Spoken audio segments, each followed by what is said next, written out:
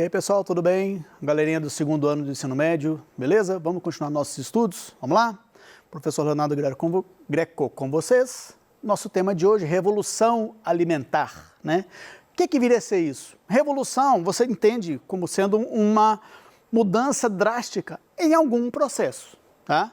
E revolução alimentar se trata, sim, de uma mudança bastante significativa, bastante importante nos nossos hábitos alimentares. Algo que não se concluiu, está em processo e já está em processo há um bom tempo, tá? Vamos lá. Bom, na nossa aula a gente vai conhecer as circunstâncias que levam à revolução alimentar. A partir do que essa revolução acontece, tá? Nós vamos entender as posturas e interesses envolvidos, né, os agentes envolvidos nessa revolução alimentar, por que eles optam por essa medida, tá? E vamos identificar os passos seguintes dessa revolução. Hoje eu falei com vocês que ela já vem há um bom tempo e ela não acabou, ela não se concluiu, está em processo, é uma coisa dinâmica, ok? Bom, quando a gente fala em revolução alimentar, por isso que eu falei que já vem há um bom tempo, ela se iniciou já há 12 mil anos, e aí a gente brinca um pouquinho com a história aqui, né? Período neolítico, ou período da pedra polida, foi um período da pré-história onde várias inovações aconteceram e tornaram a vida desse ser humano mais cômoda, mais dinâmica, mais tranquila, entre aspas. Um dos aspectos em que houve uma melhoria na questão desse ser humano foi a sua alimentação. Por quê? No período neolítico, o ser humano aprendeu técnicas, claro, rudimentares, técnicas de agricultura e também da pecuária, mas principalmente quando as técnicas agrícolas foram aprendidas por esse ser humano, ele deixou de depender apenas do que a natureza o oferecia, né? Vamos lembrar que antes ele era um ser humano nômade, então ele dependia de ficar procurando locais onde o alimento estivesse disponível. Então ele migrava de um ponto a outro. A partir do momento que ele descobre a agricultura, ele aprende a ele mesmo produzir o seu alimento, né? A cultivar, a cuidar do seu cultivo e obter o alimento. Aí ele deixa de ser nômade e se torna sedentário, ele se fixa num determinado local, né? Vamos lembrar que sedentário tem nada a ver com não praticar exercício, ok, pessoal? Pratiquemos, é importante. Eu sei disso. Bom, vamos lá. Time is money. Ok, but... É aula de inglês, pessoal? Não. Só uma brincadeirinha aqui. Tempo é dinheiro? Beleza. Mas, por que eu estou colocando isso aqui? Porque hoje em dia a nossa sociedade está cada vez mais acelerada. Eu coloquei ali, time is money, né? Tempo é dinheiro. Então não se pode perder tempo, nem para comer. Acreditem, mas há muitas situações em que se sacrifica o tempo, por exemplo, de almoço em nome, né, de uma maior produtividade profissional, né? Bom, isso resulta em quê? Péssimos hábitos alimentares. Eu não vou almoçar hoje não. Vou ali na esquina, eu como um cachorro quente, tomo um refrizão e tá beleza. Aí continuo trabalhando até as 10 da noite. Chique. Seu organismo que vai dançar depois. Bom, essa praticidade é extremamente prático, né? Você vai comer um cachorro quente e tomar um refri, 10 minutos no máximo você almoçou, né? Só que aí sua saúde vai se deteriorando. Então, ainda que você esteja cada vez mais produtivo profissionalmente falando, daqui a alguns anos a sua saúde vai cobrar o preço, né? Então, às vezes a pessoa fala assim, não, que tem que trabalhar muito para ficar rico. Tá. Aí depois você vai gastar tudo em remédio. Tem que pensar, né? Foco mundano, não, desculpa pessoal, foco mudando, tá? Foco mudando. A preocupação do ser humano está cada vez se tornando menos agito, menos praticidade, menos loucura de ter que trabalhar e está se voltando mais para qualidade, tá? Qualidade de vida. Essa questão de eu não vou me matar agora não, porque depois eu vou ter que sofrer para recuperar minha saúde e talvez eu nem recupere, isso está mudando, tá? Então, de certa forma é um foco mundano também, né? É um foco do mundo, né? O foco do mundo está mudando. Sai bem, hein? Vamos lá. Bom, Revolução alimentar, trazendo esse conceito para os dias de hoje. Como é que a gente poderia analisar isso? Cada vez mais a sociedade está demandando mais e mais alimentos. E alimentos não só em mais quantidade, como também em uma melhor qualidade. Isso aí, mais quantidade e melhor qualidade, tá? Outro desafio, produzir e preservar. Esse desafio de produzir e preservar tem a ver não só com a disponibilidade de alimentos, que tem que ser cada vez maior, e tem que ser cada vez alimentos de melhor qualidade. Então, por isso, você preservar o meio ambiente é essencial para que isso se torne possível. Porque senão você vai degradando o meio ambiente, degradando, e vai chegar um momento em que não importa se você tem uma área gigantesca de cultivo, ela não vai conseguir te dar o retorno que você precisa, porque você detonou o meio ambiente. Não tem jeito, simples assim, tá? E aí, dentro dessa questão, percebam que é tudo uma sequência, uma escadinha, né? Demanda crescente de alimentos, produzir e preservar. Nesse aspecto, se você incentiva a agricultura familiar, você tem condições de ser cada vez mais bem-sucedido nessa situação. A agricultura familiar, ela vai ser uma agricultura, comparativamente com as agroindústrias, vai ser uma agricultura menos mecanizada, em que vai haver maior interferência do ser humano nessa agricultura, né? E se ela for corretamente estimulada, valorizada, incentivada, a probabilidade de você ter ali a produção de alimentos em uma grande quantidade e com uma qualidade também cada vez melhor, é bastante possível que aconteça. A probabilidade é bem boa que isso aconteça, tá? E nesse aspecto, está se valorizando, dentro dessa revolução alimentar, os produtos in natura. Produtos in natura, o seguinte, você vai cada vez menos valorizar os produtos industrializados e vai dar vez, né, cada vez mais aos produtos vindos, por exemplo, diretamente do campo, tá?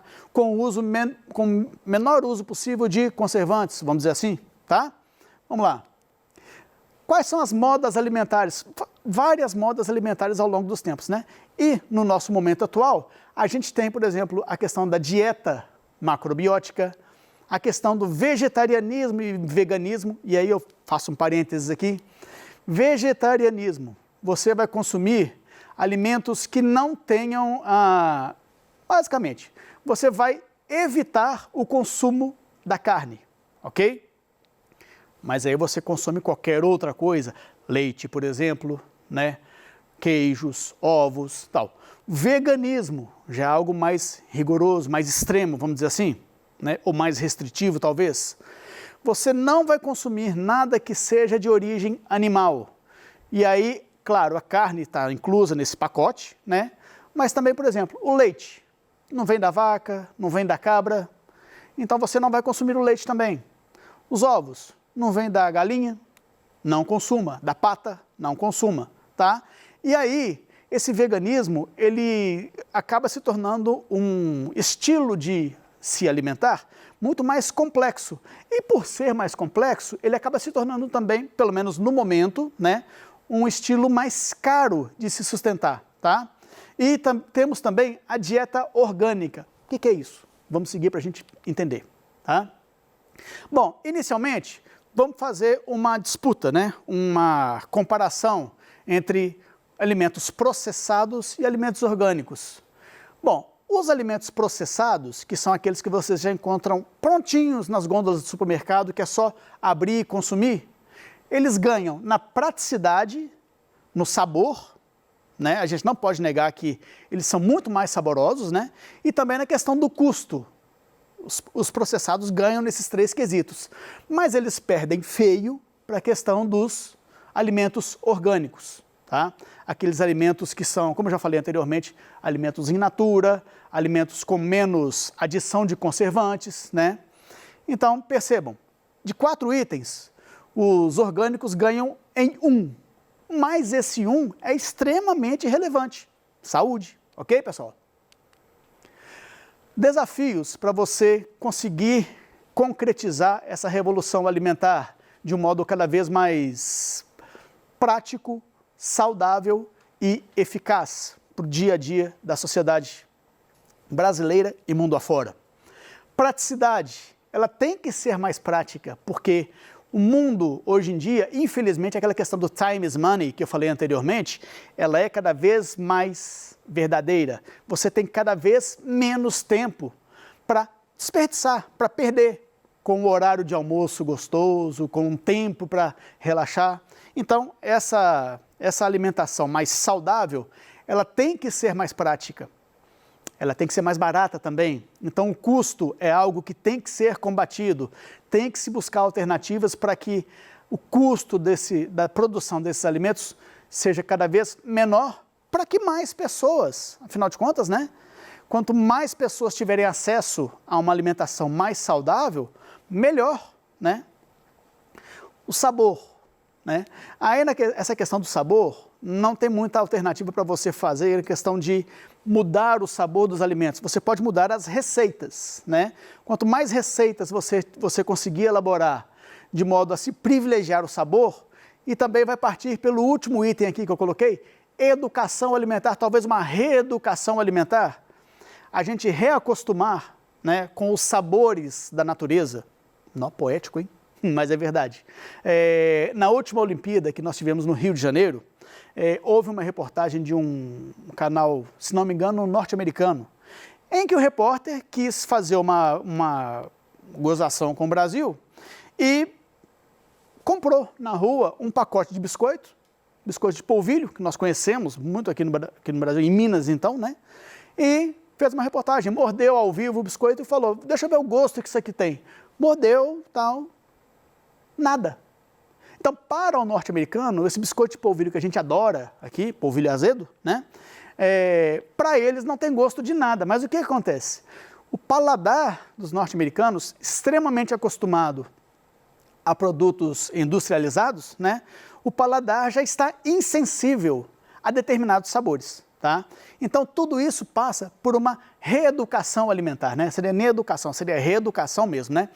E penúltimo aqui, ó, até troquei a ordem, né? Mas assim, não menos importante, os incentivos para essa prática de produção de alimentos mais saudáveis, né? Eu já falei anteriormente que esses alimentos, atualmente, eles são mais caros para ser produzidos, né? E por isso eles são menos acessíveis. Quanto mais incentivos, e eu estou falando, claro, de incentivos governamentais, incentivos oficiais, para a produção desses alimentos, quanto maior o número de incentivos, a probabilidade é que cada vez mais esse custo se reduza, tá? E aí, reduzindo esse custo, já falei antes, torna-se mais acessível esse tipo de alimento, né? Agora, dentro da busca desses alimentos mais saudáveis, né, menos industrializados, a gente tem essa questão aqui, ó, alimentos transgênicos, que são os alimentos que são geneticamente modificados para que eles se tornem mais resistentes, por exemplo, a pragas, resistentes a intempéries, né? Então a períodos de grande seca, por exemplo, geadas, tal, de modo que esses alimentos consigam, né, chegar à mesa do consumidor de modo mais assegurado, que se evite as perdas durante o seu processo, né, durante a sua produção, beneficiamento, etc. Tá? Esses alimentos seriam mais resistentes a pragas, o uso dos agrotóxicos seria menos necessário, né? Você usaria uma quantidade menor, isso resultaria em maior saúde para a população, você consumiria alimentos com menos agrotóxicos, seria extremamente interessante, né? O que acontece? Essa tecnologia da transgenia dos alimentos, ela é uma tecnologia patenteada, tá? E essas patentes estão registradas, né? Essas patentes estão em nome de grandes conglomerados internacionais. Então, se um produtor nacional quiser fazer uso de alimentos transgênicos, do cultivo de alimentos transgênicos, esse uso vai acabar sendo mais caro, porque ele vai ter um custo muito grande já na hora de obter a autorização para utilizar esse método de cultivo, tá? Outra coisa, existe um grande risco dele, sem querer, cultivar alimentos transgênicos em uma área que não era destinada para isso. tá? E se isso acontecer, ele está sujeito a penalidades. Imagine uma situação que um produtor, ele subdividiu a sua área em duas. Uma, eu vou cultivar alimento transgênico, milho transgênico, por exemplo. Na outra eu vou cultivar alimentos, vamos chamar de convencionais. Só que por um descuido, as duas áreas estão próximas. E a gente sabe que a natureza se encarrega de fazer um cultivo espontâneo, né? Questão dos ventos, das chuvas, etc. E imagine se, por isso, na área de alimentos convencionais, começassem a brotar ali, né? E nascer milhos transgênicos. E o cara nem se deu conta e produziu e comercializou e acha que está levando para determinado local alimento convencional. Mas ali se constata que são alimentos, que dentro daquilo ali tem alimento transgênico no meio. E aí ele vai ter que pagar multa, ele vai ter que se ver com o dono da patente, ou seja, o problema está potencialmente agravado, tá? Por isso que os grandes produtores, eles ficam extremamente dependentes de empresas transnacionais, exatamente que são aquelas que detêm a patente e detêm a tecnologia, o conhecimento para esse tipo de cultivo, tá? Então, ainda é um desafio, a gente pode dizer que ainda não é tão interessante assim esse tipo de cultivo se a gente pensa na questão da efetividade, da acessibilidade, do acesso da população a esse tipo de alimento. Tranquilo, pessoal? Bom, a indústria alimentar, ela se organiza, né? Se movimenta, né? Mesmo os alimentos processados, eles já se apresentam para consumo com uma queda nos níveis de açúcar, né? Grupos específicos da população, nichos específicos, né? Como, por exemplo, as pessoas que têm intolerância à lactose já contam com uma gama de produtos bastante variada para atendê-los, né? Claro, diversificação no leque de produtos, né? Isso aí, tá? Então, mesmo a indústria alimentícia, aqueles produtos que são, sim, industrializados, né? Já começam a se adaptar. Várias marcas de refrigerante já estão reduzindo a quantidade de açúcar que estão utilizando na sua produção, tá? Bom, esse é um novo mercado, a questão do mercado voltado aos alimentos saudáveis é um mercado ainda inexplorado. Estima-se que até 2030 poderão ser gerados 700 bilhões de dólares em negócios. Então, é um mercado extremamente atraente, né? O que se demanda? Quais os desafios que isso gera? Maior automação no campo, essa produtividade ela tem que ser cada vez mais eficiente, a produção tem que ser mais especializada, quanto mais especializada, maior a chance dela ser bem sucedida. Tudo isso aqui engloba a questão da agricultura 4.0, que leva em consideração também a interligação dos processos, a questão do uso das tecnologias, inclusive as tecnologias de informação, de comunicação, para a melhor gestão dessa agricultura 4.0.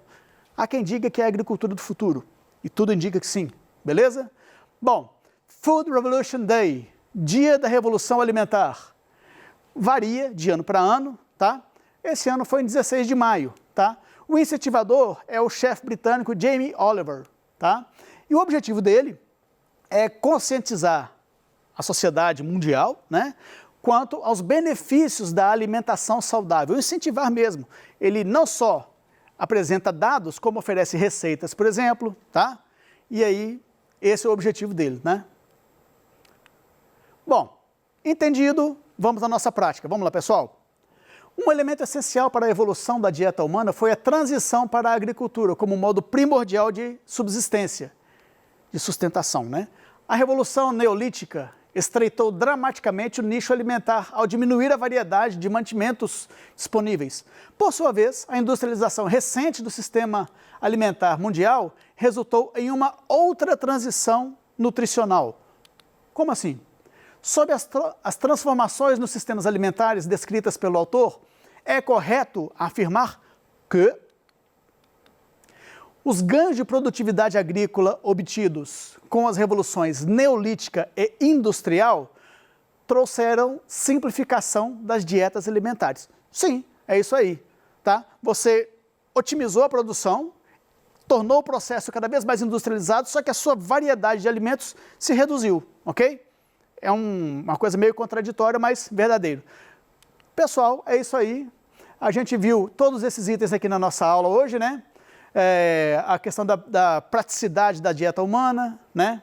A questão da dinamização do mundo ter afetado isso e a questão da revolução alimentar ser uma reação a esse sucateamento da nossa alimentação dos dias atuais. Ok, pessoal?